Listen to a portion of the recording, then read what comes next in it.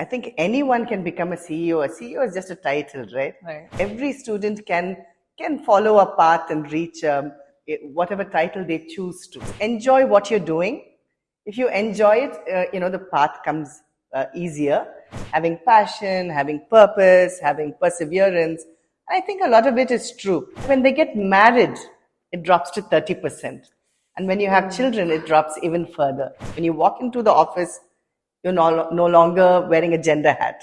You're really coming in as a professional. We hire based on skill. Today we are 65% women because there are 65% women who are skilled. So I think the leadership is also represented by a lot of women. And I think that I feel we are walking the talk. We're also doing a lot of stuff to encourage women to come back to work. Extracting some data of a label, you're helping somewhere in the world, somebody to make a healthier choice. Safer roads, healthy people, greener planet. So, it's not that we're just doing some back-end work, but we're actually contributing and making an impact. We can't stay away from AI. So I would strongly suggest everyone to embrace it. Our purpose has always been the people. We believe the strength of the country is the people.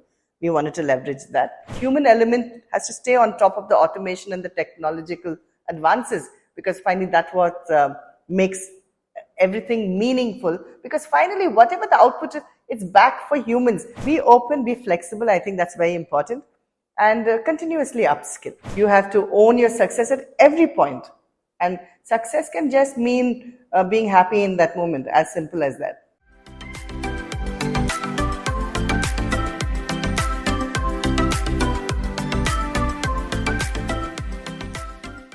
Hi everyone, this is Disha Dioxide, and today I'm here with Savita Malappa, who is the founder and CEO of rProcess, which is an IT-enabled services company based in Mysore. Today, let's hear about her journey and her experiences.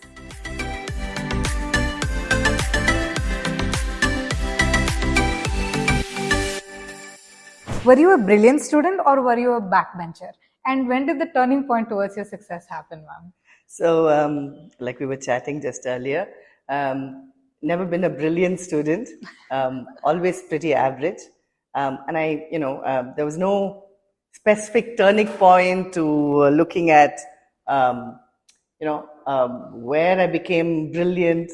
So I think it's a bit overrated, the brilliant part. Right. So average was good for me. This is good enough, ma'am. Yes. So you can say that average students can also become CEOs then? Not only average students. I think anyone can become a CEO. A CEO is just a title, right? Right. You can be CEO of your home. You can be CEO of your room. You can be CEO of your life. So it's overrated, the title. So right. I think it's important to remember that, every student can follow a path and reach whatever title they choose to. Right. We were saying that the title that we wanted to reach was CEO. What do you say we should do to get there? Okay, if you're defining CEO as just the one where, the traditional definition of being the head of a company, right. There are many, many paths you can follow. But the tips I would give students is the first one, and I always say this, enjoy what you're doing. If you enjoy it, the path comes easier. Right. Also do what comes easy to you. So if if it comes easy to you, you'll also find joy in it, you'll also excel in it. But at the end of all of this, I think the most valuable part is where you're adding value. Right. You're either adding value to somebody else's life, to a company, or you're adding value to society. Right. So as a company also, are you adding value somewhere? That value addition is what will lead you to a path of growth. Wonderful, ma'am. What is the best advice someone gave you, ma'am? A lot of different things come to mind, but one of my oldest bosses, I did a long stint at Philips, and one of my earliest managers was a lady called Shanti Padmanabhan, and she was, somebody I took a lot of lessons from and learned from, and she would say, don't get bogged down in just today's details or today's problems. Right. Keep looking ahead, plan ahead, and when you see the bigger picture, even today's problems will seem small, and you will find a solution to today's problem within the bigger realm of things. Right. So plan ahead, look at the bigger picture. And I think that was useful advice, and I always, till today, practice that. Wonderful. Would you tell the same thing to your younger self, ma'am, or would you give it different piece of advice? To my younger self, when I look back and I see you also do some of this, is like we're very passionate. We get very excited and passionate, and of course that's who we are. We are passionate and excited about what we do. So the highs and the lows impact us a lot, Right. right? So it's easier said, but I would tell my younger self to be a little more. The word I would use is equanimity. Right. Right? It's a big word, but equanimity means you take everything in a little bit more moderation and you don't react so much, both to the highs and the lows, right? So equanimity is a I think big takeaway that I would tell my younger self. But high expectations drive us to do better, no, ma'am? No, absolutely. You need to have high expectations, set goals, be ambitious. But when you have the highs and lows, if you're able to ride those emotions without, too much of a disappointment or too much of excitement, and I think it's also natural when you're younger, but as you grow older, you find that you're able to react to it with less extremes. Right. So the equanimity part gives you a more a stabilized view of it. But yeah, it's just advice. It doesn't mean it's always practiced. Wonderful, ma'am. What is the mistake you see students making today that affect their careers in the future, ma'am? It's a tough one because I'm a person who doesn't really believe there are mistakes, because every path or choice you make will lead you somewhere else, right? So I don't believe there can be an absolute wrong path or a mistake. Of course, I mean, I would tell students don't do drugs and don't get into substance abuse and stuff like that. But other than that, in terms of career, in terms of choices, I don't think there's an absolute right path. Right. So I don't think there's a grave mistake you can make. Having said that, I would ask them, especially when they come into early career, your first job, be flexible, be open. Also, I think maybe students a lot of time think, I only want to work in an area that I studied. So, which is, sometimes you do rocket science, just to be a joke, but it's something like, instrumentation technology. You're not always doing making new instruments. Right. You'll end up maintaining them, or you end up doing some kind of a job which keeps it up, but you don't invent new instruments maybe. Right. So it's important to know that your field of education gives you a kind of platform, and from there you can be more open to doing things and gives you capabilities. But it's not that your field of work needs to be in that exact same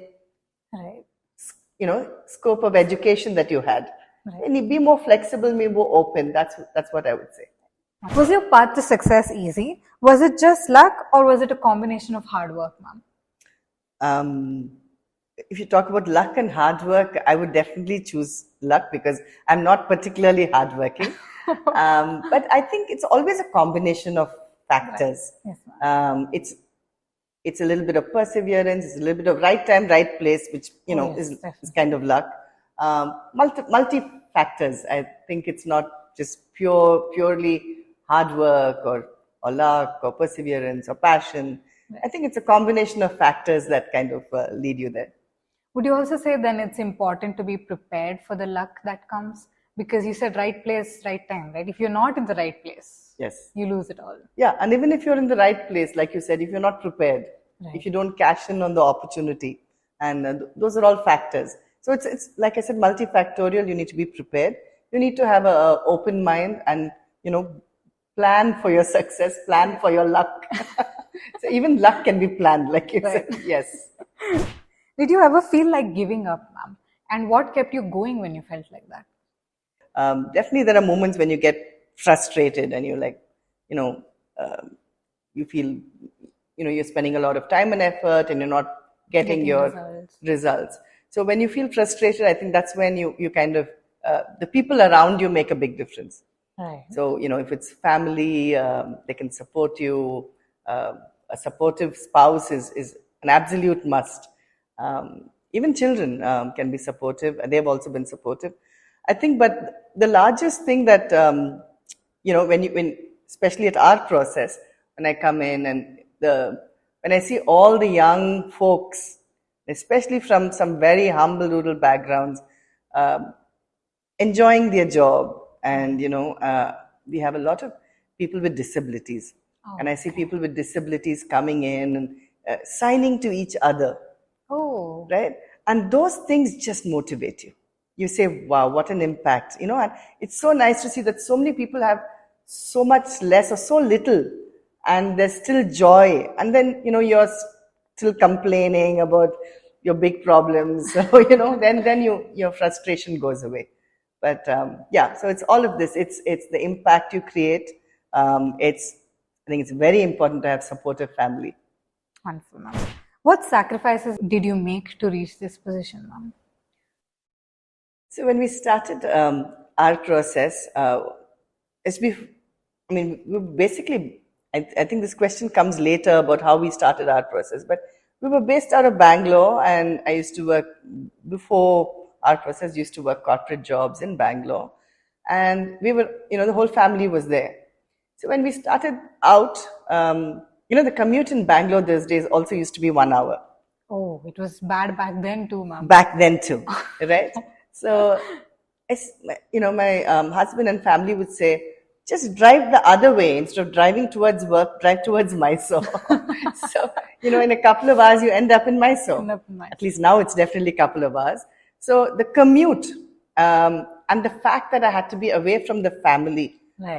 at least 3 or 4 days a week, right? Oh. I mean, in the tech industry, you can do a lot of things remote, but at the end of the day, you do need to be here in person. Right. So I would have to be away from the home. I would leave maybe, Monday and go back on a Friday. So there were 3 or 4 nights sometimes that I wouldn't be home with my family. And I think that's the only sacrifice of sorts that I would say, because, there are some times that you want to be with your children who are growing, and you haven't been there at all the right moments. Right. So definitely that's sacrifice that I would remember. Okay. And what are 3 things or unique skills that you think helped you get where you are right now, ma'am? Okay. So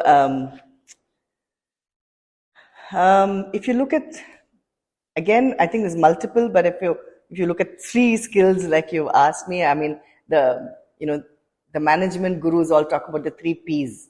Right? So it's a nice one to remember. They talk about having passion, having purpose, having perseverance. I think a lot of it is true.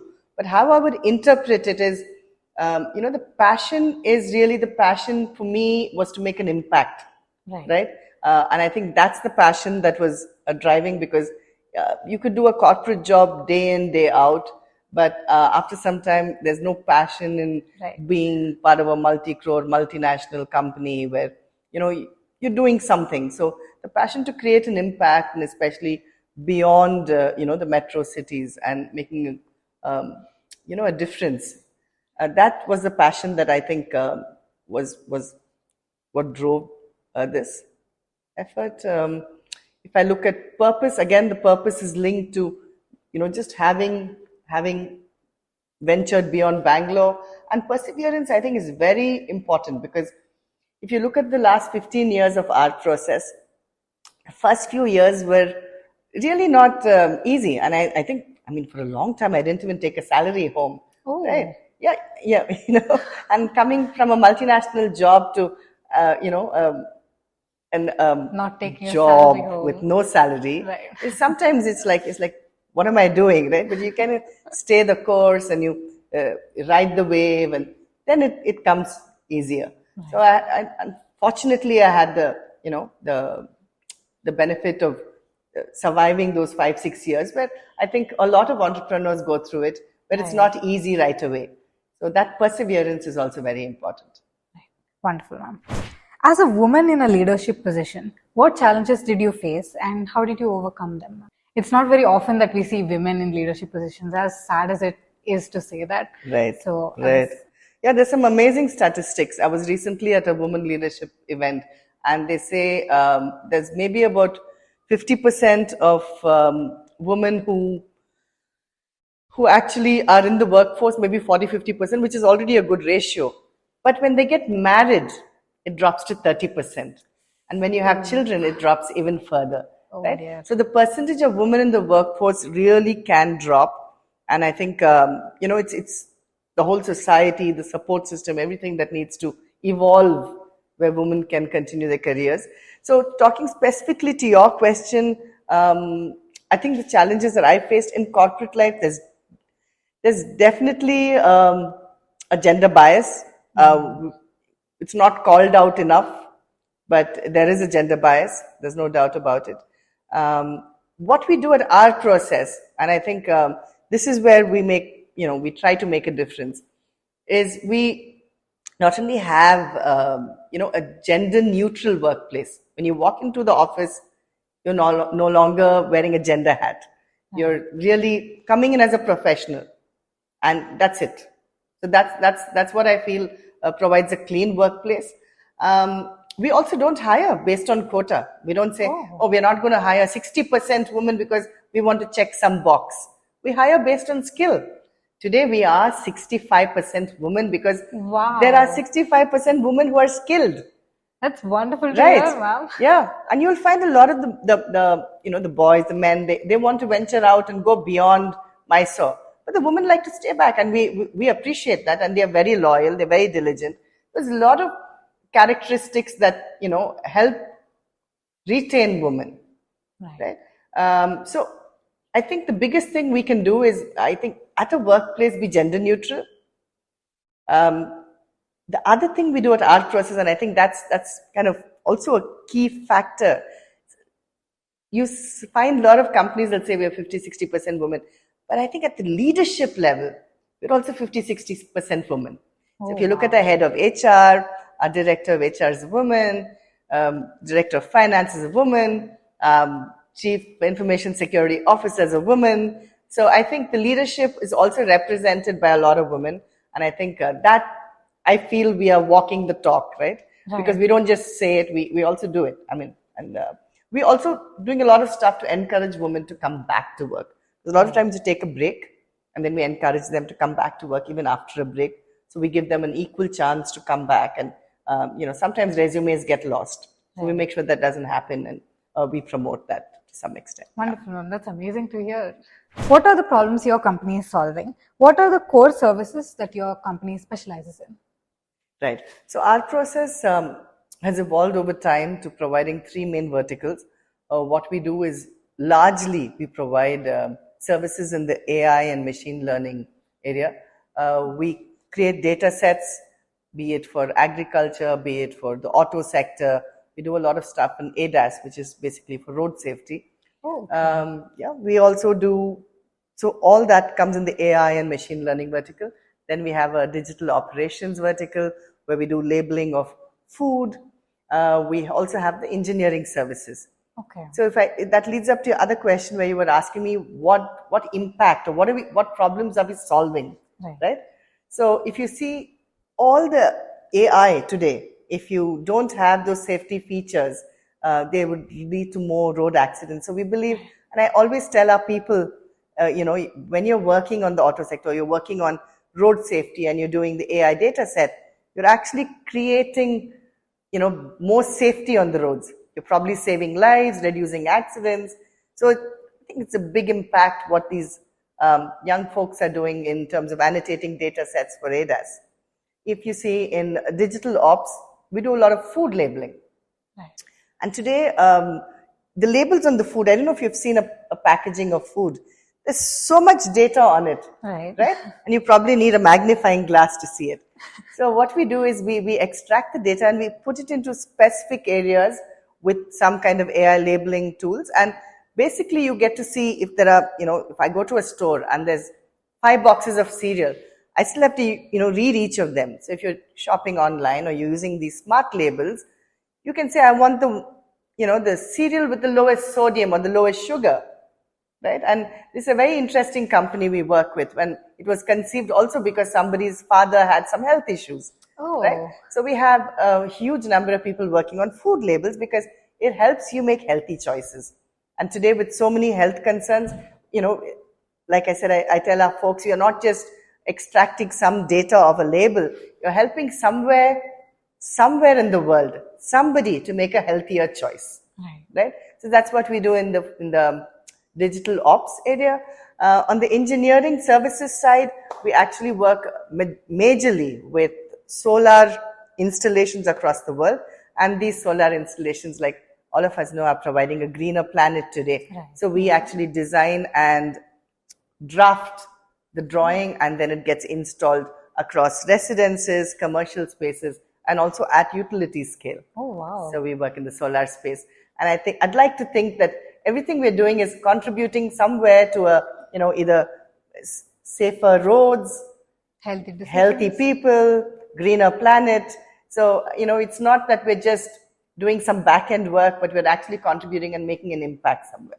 Since you do work with AI, what is your opinion on this huge boom of AI and every other person doing AI, hundreds of chatbots? What do you think about that, ma'am? Yeah. So, it's not all bad. I know a lot of people are scared of AI. They say, oh, it's going to take away jobs. Oh, our lives and our decisions are being taken away because, AI is going to control all of it. But if you really look at technology, it's how you use it. And that's what matters. And I think there's a lot of governance coming in on how you use AI. And I think AI can be a tool that we can all use. And we have to use it to enable us and not be scared of it. So I think that's my 2 cents. And as an AI company, we're enabling, there's a lot of human element that goes into building the AI. Right. So I think, we can't stay away from AI. So I would strongly suggest everyone to embrace it and to use it and use it smartly. Right. I think the fear of AI comes from the lack of regulation around it now. You can use it to do whatever you want. So it's kind of scary if the intent is bad behind the use of AI. Sure. So there are regulatory bodies already working on it. Right? So you have the European Commission, which has already formed some regulations around it, and they've been leaders in all of this. And it'll get adopted, in the Americas and Asia and so on. So it will spread. But I think beyond the regulation that exists, and this is something I think I believe in every factor, there's only that much regulation will do, right? Because you have to self-regulate, you have to be smart on how to use it. So each individual can use technology. The internet today can be good and bad, right? There's some amount of self-regulation that has to come in. And I think, that this new technology is always fear, there's always regulation, but if you give it time, I think it will evolve and it will be like the earlier technology, booms that there were. And I think I would encourage people not to be scared, embrace it, like I said earlier. Yeah. Wonderful, ma'am. What sets you apart from your competitors, ma'am? Right. So when we started rProcess, the very premise of this business was kind of inside out, right? Most businesses have one purpose, and it's to grow. We also, want to grow, but not just grow in terms of revenue or margins. Our purpose has always been the people. We believe the strength of the country is the people. We wanted to leverage that. So the people provide the human element and are able to add value to multiple tasks. So that being the focus, we never said no. We never said no to a lot of clients, right? We never said no if it was too low margin. We never said it's too small, it's too hard. So we always kind of accepted every job, and I think that was something that sets us apart. And I think the social impact, the fact that we're a social enterprise and we're really here to create that social impact is another USP. The other thing that really sets us apart, and I realized this recently, is that we were the very early adopters of AI. In the sense, when AI, even 7-8 years ago, we were already helping AI models with data sets as simple as marking a football in sports or, marking weeds. So the camera on the tractor could, decide how much pesticide to spray. We were working in this 7-8 years ago. So we were always been in AI. Being an early adopter, I think we have a little bit of an early mover advantage. So I think that definitely sets us apart because having worked in it for so many years, we have some deep expertise now. We have a head start now. Yeah, we have a head start. We have developed some good expertise, and that's what we can offer to the market. Wonderful, ma'am. What services are in highest demand right now, and how is your team adapting to those services, providing those services? Right. So I think right now what we see is there's a lot of um, work going on in the auto sector. Again, ADAS being a big part of what we're seeing. As a team, we're adapting to it because it's very high scale in terms of they'll say we need a huge ramp up, but we need it only for 3 months. Oh, So right. we have to be flexible and agile. So we are constantly working on our agility and our ability to be flexible with all the models that our clients want. Right. Wonderful, ma'am. How did the idea for your company come about, and what was the initial vision, ma'am? Okay, so this is a story that I wanted to tell you. So we're back, and I'll rewind 15 years or 16 years, and if I go back then, so we used to, like all corporate couples in Bangalore, have busy weeks, and the weekends we would try to get away. So one such weekend, we had gotten out with some friends to Chikmagalur, and we were sitting in the evening and saying, isn't this an ideal workplace, right? Couldn't we just work from somewhere remote? And all you need is an internet and your laptop. Why are we going back to Bangalore and struggling through the traffic and doing the 9 to 5? And then I said, okay, I'm going to go look for jobs away from Bangalore. And you realize it's not that easy. There's not that many jobs in smaller cities. And then we said, why can't people? And you look at the people in the remote areas or beyond metros, their jobs, even a typical farmer, he may have, they work very early. If you see the farmers, they go at the onset of when, as soon as sunrise is there, they're out in the fields, and by 9:30 they're actually done. Right. And then they only go back in the evening. So there's not a whole lot of things they're doing during the day. So we talked about, won't it be great if somebody who's in the rural, who's a farmer, who can actually contribute to such kind of work. We said, hey, the bottom line was, the driving motivation was, what can you do beyond Bangalore? What can the large rural population contribute? And why does it have to be done only in Bangalore? Because what is that technology or system or device that is only in Bangalore? Right? So that was the initial motivation. So we after that day, we went back that week and we said, we got to drive this further. And we thought about how we can take the jobs to the people rather than bring everybody to the city. So that was how we conceived it. It was a very casual weekend in Chikmagalur, and we said, hey, this is the kind of life we should promote, where people are living, away from Bangalore, but still able to contribute and, do a job. That was 15 years ago, and then it actually panned out. When we first started, we started at a town called Yalandur, very small town. And initially, though we had tested the skills at Yalandur and Kollegal, it didn't actually work. And this was 15 years ago, it didn't work. So we kind of consolidated in Mysore, and we grew in Mysore. But I'm happy to say that, last year, more than a year ago, we went back and set up a facility at Sante Maralli. So the model works. So, the model actually works. We have more than 250 people sitting at Sante Maralli doing data set annotation, doing food labeling, and so on. So all of this work can be done from small rural towns, and I think it's nice to know that the model actually works. You started the Beyond Bangalore initiative 15 years ago, ma'am. True. It took a while to catch on with others, though. Yeah, I'm glad the government is supporting it now as well, and they're driving it. But yeah, the Beyond Bangalore mission was already there. Yes.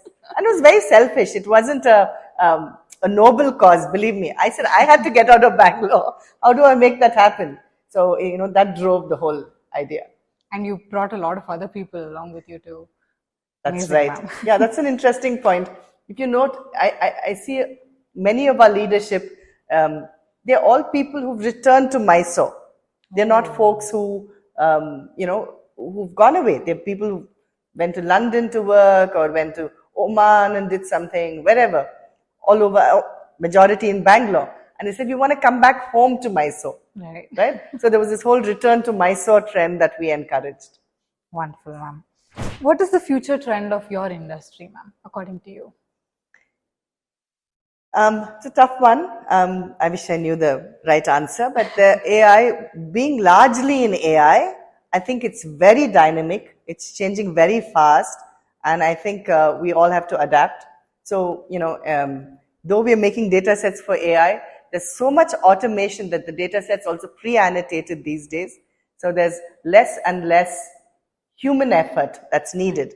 So the human effort is needed to qualify, to provide qualitative inputs.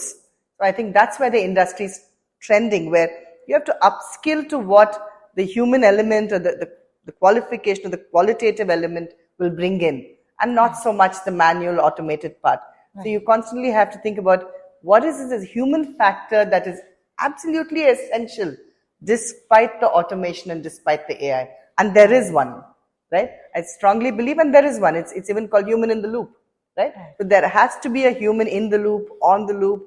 The human element has to stay on top of the automation and the technological advances, because finally that's what makes everything meaningful. Because finally, whatever the output is, it's back for humans. The service, the technology, whatever you're providing is delivered to humans. Right? So the input also has to have a human element. It can't be completely automated. So the AI replacing jobs?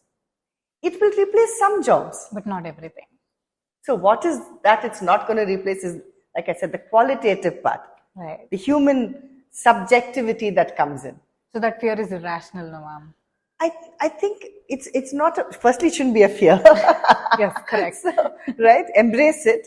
And what I'm trying to say is it will replace some jobs, and that's a fact. You can't go away from that. What you have to realize is what you can do beyond that. Right. Wonderful, ma'am. How has your company adapted to the rise of AI, automation, and machine learning? Are these viewed as threats or opportunities? So we enable AI, we work with AI companies, but what do we do to adapt to AI is a completely different point, right? So are we using AI in our daily lives? In fact, when I was talking to a friend, he said he had written a whole book with ChatGPT.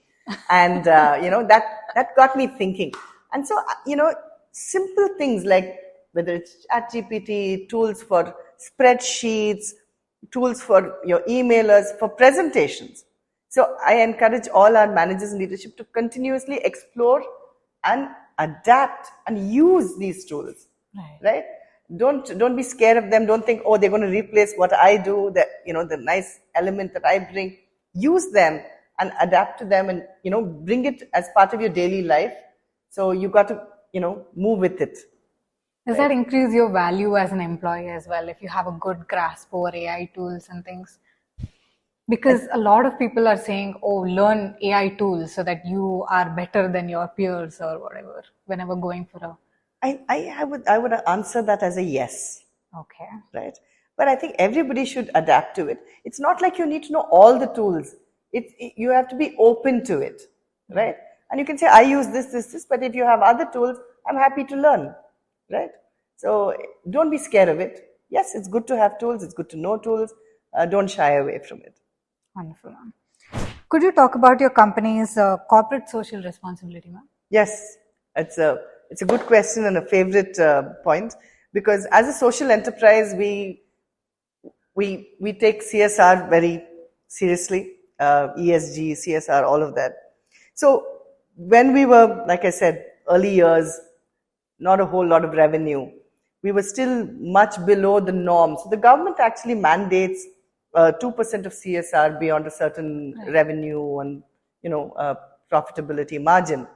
Even before we hit that, way back, we always believed in doing something for the environment, for the society, and CSR was part of our practice. So the earliest projects we did way back was to adopt the lake nearby, right? Oh. We worked with lakes, we worked with school kids, we worked with colleges, we worked with the PWD institutions. So these are the 2-3 big areas we continue to work even after. Now that it's mandated, we also follow the 2% norm. But having, the 3 main areas I say that we work in are environment, education, maybe you can call it healthcare, but we work a lot with the disability institutions, the colleges, whether it's JSS, PDA College, Enable India, there's a National Institute of Blind, NAB. We work with all these institutions as well. And from the environment perspective, strongly believe in doing something locally, whether it's the lakes. We planted a Miyawaki forest recently. Oh, wow. And on the education front, we support rural schools. We also encourage employees to constantly think of how they can be part of it. We don't want to do it because it's mandated. We don't want to just do it because it's a box we check. So we ask our employees, would you like to come and teach the children in the school we adopt? In fact, our employees were part of, planting trees and creating a Miyawaki forest nearby. Right. So we want to bring a culture of service at all levels, and it's not a checkbox. And I find that employees do enjoy it, and they like to think that they are part of the CSR initiatives we take. Again, you were way ahead of the times, ma'am. Before CSR was mandated, you were already doing it. Right. Yes, good point. You're amazing, ma'am. What general skills do you look for in a potential employee, and what skills in general are in demand in your industry, ma'am? Right. So this one is actually an answer from my HR director. Okay. Right. So I constantly ask her this question, and she says, we're not looking for just a degree, a specific kind of degree.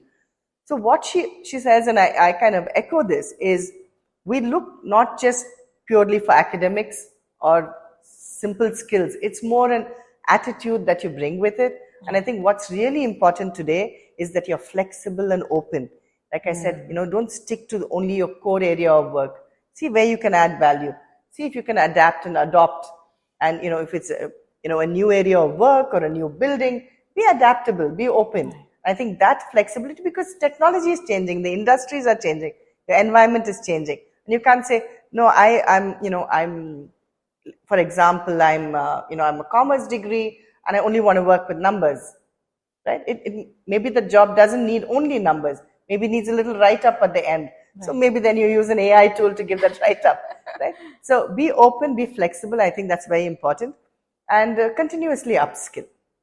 What or who was your biggest motivation, ma'am?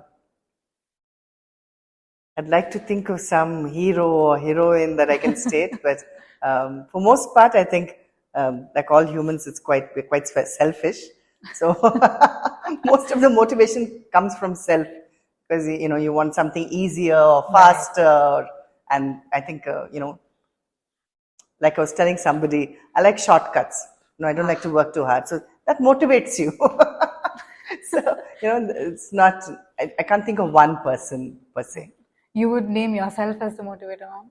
Sure, I think everybody has to be self-motivated. Yes, if you're definitely depending on somebody else to motivate you, then it won't last for too long. It's not a constant source. Right. What are your personal goals, ma'am, and how do you spend a day off? Right. No major personal goals beyond health and fitness. After 50, you're only worried about making sure that you can last the next few decades in a healthy way. So health and fitness comes on top, and I think day off would be with family and friends. Right. Yeah, just having fun. Any sport you pursue, ma'am? I wish. No, I'm not a sporty kind. I used to enjoy a lot of yoga. I do enjoy a lot of yoga. I enjoy the outdoors, but I'm not into sports. Wonderful, ma'am. I watch for sports, just to clarify. On the TV, we are sportive. Yes. What is the future trend in jobs, and how can we as students prepare for them, ma'am? I think it goes back to the earlier question about what are the skills you need, and comes back to what maybe our HR folks would say is the trend is, I think, be open, be flexible, don't get notched into silos, saying I'm only this, I can only do that. So being more open and flexible will really help. And I think it's important for students to realize that education is a kind of a platform of sorts. It teaches you, gives you a platform to analyze and to think. But the education doesn't mean that the work area is related and only will remain in that area. Yes, ma'am. Could you give 3 tips to students who aspire to become successful at your level, ma'am? So I think we talked a little bit about this, right? So what is success? And if you ask me, how did you become successful? What was the turning point for success? I would always say, I don't believe there was a turning point, or I don't believe there was a point when I was not successful. Even as a student, or even in my early career, even when my job wasn't going great. So the message that I'm trying to tell you is you own your own success, right? You have to own your success at every point. And success can just mean being happy in that moment, as simple as that. It's subjective. It's subjective, and you have to own your own success. You can have your own path to what you define as successful. So I would not restrict it to the societal norms of success, because success can mean many different things to many different people. So don't get restricted by that. There is no universal definition, after all, for success. Yes. You can own your success. Disha, especially you. Thank you, ma'am. Yes. How important do you think networking was in your career? And how can students build their own networks, ma'am? Yeah. So again, networking is also a little bit overused word. So a lot of people say, deals get made on the golf course, and maybe over a drink with friends, or you need to have a network to move up. So I believe you can't have a network just for the sake of having a network. Right. So it's important that when you're talking about network, your network happens because you have some common areas of interest. So, if you like golfing, the network happens anyway.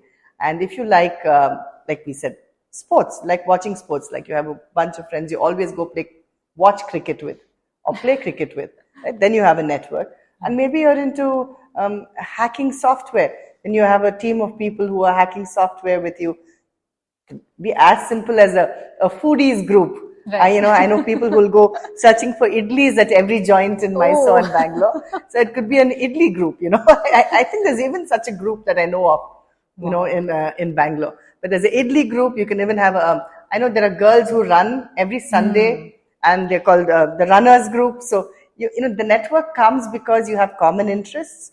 And whatever interests you have, share it with others, go reach out, and the network will follow. Right. I think Pawan Ranga sir would agree with you, ma'am. He also said networking should be genuine and not done for the sake of it. Right. Yeah, exactly. Genius minds think alike. Okay. We'll move on to the rapid fire questions now, ma'am.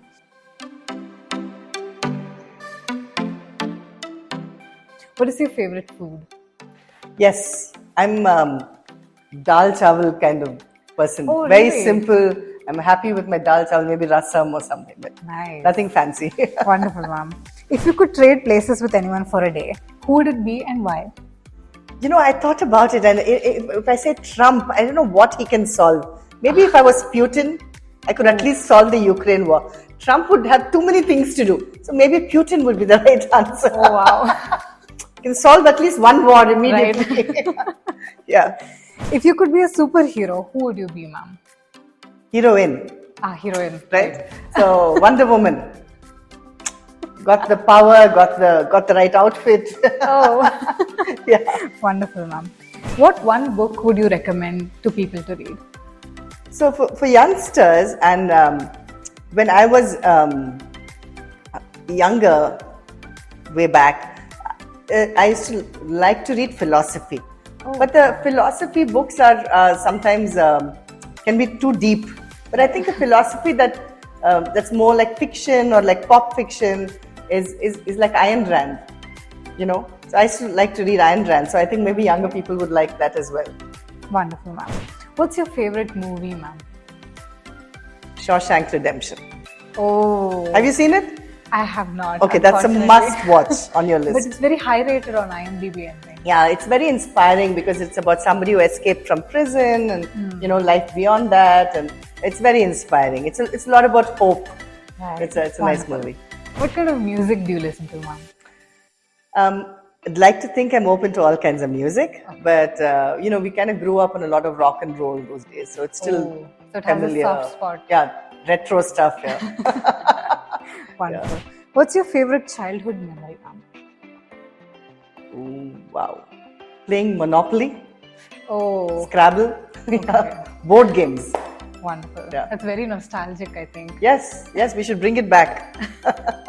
Have you played any of those? We still play though. We Okay. do play them, ma'am. Ludo. Right. And what is that? The other thing. Like you said, Monopoly. Pagade, they call it. Yes, ma'am. Yes, True. yes. Yeah. Monopoly is just like seeing how much you can scam the other person. That's what you think of a business. Right. That's where we lay the groundwork. Okay, I'll have to change your perception on that. Because businesses have to add value. Right, Like in not Monopoly, you scam have to people. build little homes and hotels, and only then you can scam people. Scam people. Yeah, But the end goal shouldn't be to scam people when you're in a business. you said it. You said it. Yeah, Yes, ma'am. So you changed my perspective already. fantastic. What's one thing you're still learning in your field, ma'am? Continuously. I mean, especially being involved in some way with AI, it's mind blowing evolving. the different applications and where you can contribute. And there's so much to learn. It's every day there's something new you can learn. So there's not one thing. Or multiple things. Yeah. AI itself is a Yeah, yeah. wonderful. Thank you so much, ma'am, for giving the time of your day today. And I think we learnt a lot, especially the Beyond Bangalore initiative. I would like to credit that to you, if that's okay. Thank you so much for doing this, ma'am. Absolutely. And Disha, I really owed you this time Yes. today. I know we've been speaking for almost 2 years. I'm really glad we got together and made this. And thank you for doing it. Thank you, ma'am, after so long. All the best. Thank All the you, best. ma'am. All the best to you as well. Thank you.